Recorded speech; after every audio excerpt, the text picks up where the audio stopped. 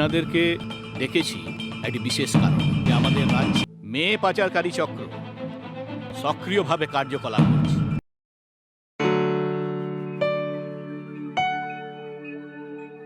আগেও বলেছি, এখনো বলছি, অনিকেত খুব ভালো ছেলে, তার সঙ্গে মনিকার বিয়ে হবে।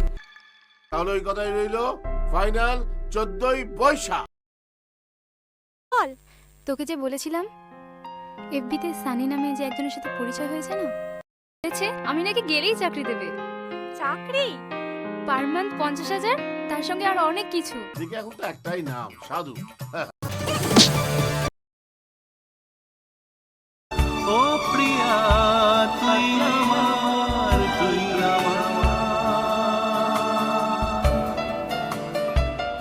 500 টাকা দাও না। হ্যাঁ, 500 টাকা?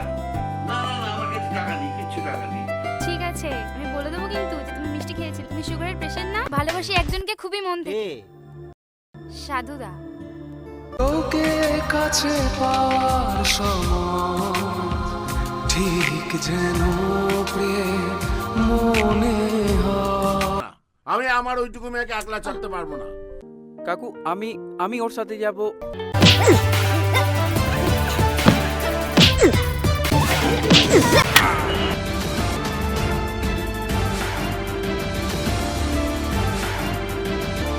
আজকে বাগে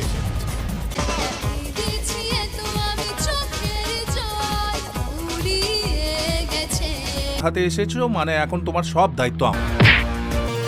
তুমি না এলে আমি মরেই যেতাম।